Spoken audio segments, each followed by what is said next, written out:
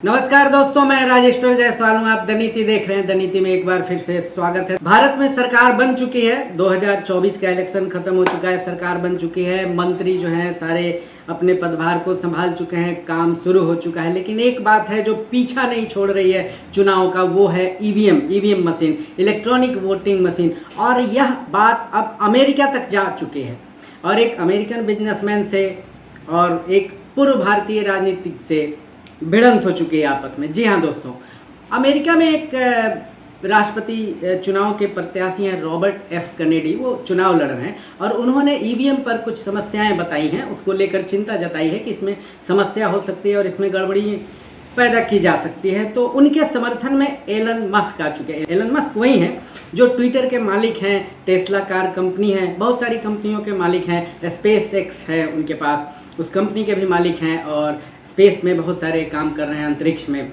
उसके लिए रिसर्च है और काफ़ी सारे काम कर रहे हैं।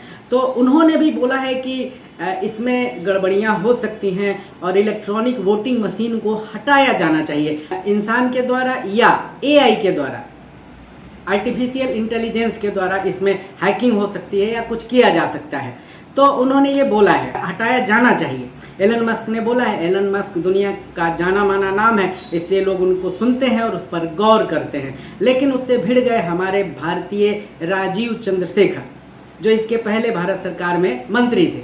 उन्होंने बोला है कि भाई एलन मस्क, आप जो बोल रहे हैं वो ठीक नहीं है। भारतीय ईवीएम जो है उसको किसी प्रकार हैक नहीं किया जा सकता, क्योंकि ये फैक्ट्री में प्रोग्राम्ड किया हुआ है और एक बार होने के बाद उसमें कुछ नहीं किया जा सकता, क्योंकि यह ब्लूटूथ से अलग है, यह नेट से अलग है, इंटरनेट से अलग है।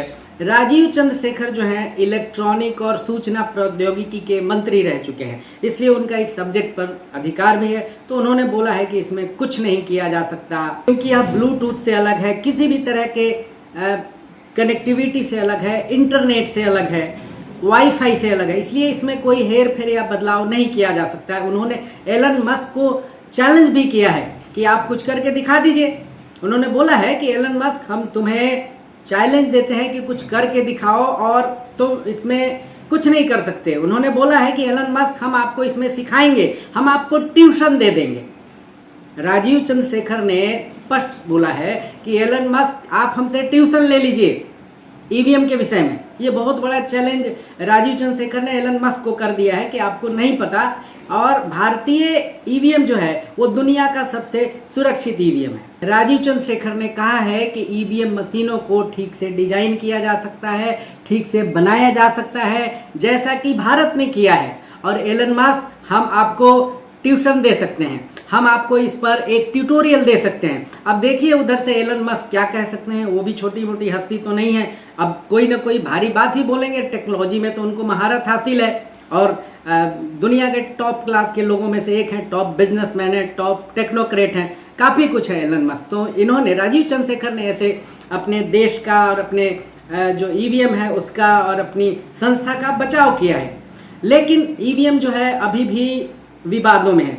राजीव चंद्रशेखर ने यह भी कहा है कि ये जहाँ पर नेट से कनेक्टिविटी है या किसी भी तरह की कनेक्टिविटी होगी ईवीएम में, उसमें तो कुछ आप गड़बड़ी कर सकते हैं, लेकिन भारतीय जो ईवीएम है उसमें आप कोई गड़बड़ी नहीं कर सकते, क्योंकि ये किसी भी तरह के डिवाइस से, बाहरी डिवाइस से कनेक्ट नहीं है। वैसे इस पर आवाज़ें उठती रही हैं ईवीएम के ऊपर। पहले भाजपा भी इस पर आरोप लगाती थी, बाद में कांग्रेस ने और तमाम विपक्षी दलों ने ईवीएम पर आवाज़ उठाए हैं, लेकिन इस बार कोई आवाज़ नहीं उठी है ईवीएम पर, क्योंकि सबको बढ़िया, मतलब अच्छा सेटिस्फेक्शन मिला है, सबको संतुष्टि मिली है। कांग्रेस ने भी लगभग 100 सीटें पा ली हैं, उसके बाद बीजेपी की तो कुछ सीटें घटी गई है। अगर इसमें कुछ गड़बड़ी की जा सकती थी तो भाजपा को 240 सीटें नहीं आती, लगभग 63 सीटें तो कम नहीं होती। इसलिए ईवीएम एक बार फिर से सही साबित हुआ है, मतलब विपक्ष की नज़र में। इसके कारण राजीव चंद्रशेखर और चौड़े होकर बोल रहे हैं कि इसमें कोई गड़बड़ी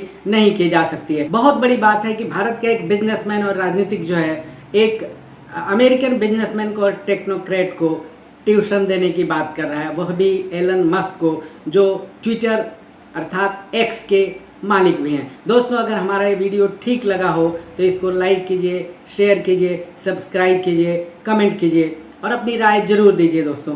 धन्यवाद।